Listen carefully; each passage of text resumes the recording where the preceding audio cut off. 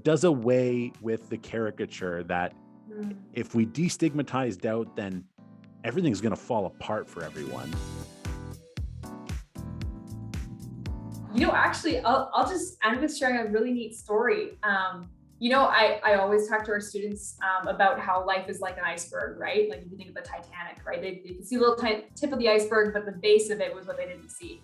And so in our lives, we often just see the tip of the iceberg, and yet one day, Lord willing, we get to see the rest of it. Maybe that's just when we get to heaven. And so we never really know exactly what our story and what our journey will impact on other people. But throughout that season of those 3 years, kind of encountering different people on the way who were either wrestling with their faith or who were not believers themselves, coming out at the other end of that would have been just after I graduated from my 3rd year. And I believe it might have even been just after coming back from YWAM. But I got 2 separate messages from one person who was someone who was formerly Muslim, who was seeking out Christianity and came to our summer camp. And they had been kind of wrestling through their faith journey. And just kind of God was guiding them in different ways. And I was able to have multiple hour-long conversations with them, which was really neat. And they sent me a message and just explained that they had come to Christ. And I was sharing my journey of doubt and kind of talking about my story with them. And now she has gone on to be a huge witness in many churches. She's now a missionary herself. It's been really cool to see that. And even though I was just one little tiny piece in her journey, it felt like God was able to use a piece of my story in that. And the other one was one of my classmates who ended up dropping out of the program, and I hadn't heard from them in probably a year and a half or so. And then they sent me a message. I didn't even know we were friends on Facebook, to be honest. And they contacted me and told me they got baptized and they'd accepted Christ, and they were getting involved in serving in their church. And they were like, I still remember that you kind of started that spark in my mind about Christianity. And they went to kind of go seek it out on their own time.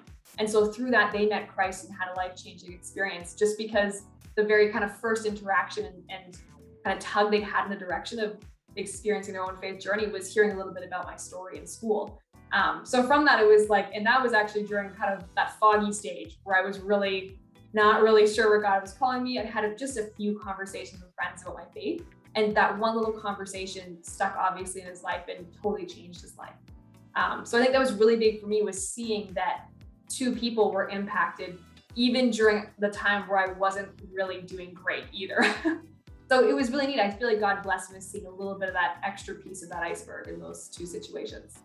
Yeah, that's really encouraging. And it just kind of shows that like adventurous truth-seeking journeys are like, we're all on them and we find each other on the path in like these small weird Yeah. intersections as we're slashing through the woods. It's like, oh, hi, how are you? I'm going this way. You want to come? And Yeah, just it was kind of like, really neat. I think that's insane and exciting because, yeah, it does away with the caricature that Mm, if we destigmatize doubt, then everything's going to fall apart for everyone. yeah. Yeah. Instead, it's just like, wow, like you ministered as a doubter to someone who Mhm. was doubting in a different way.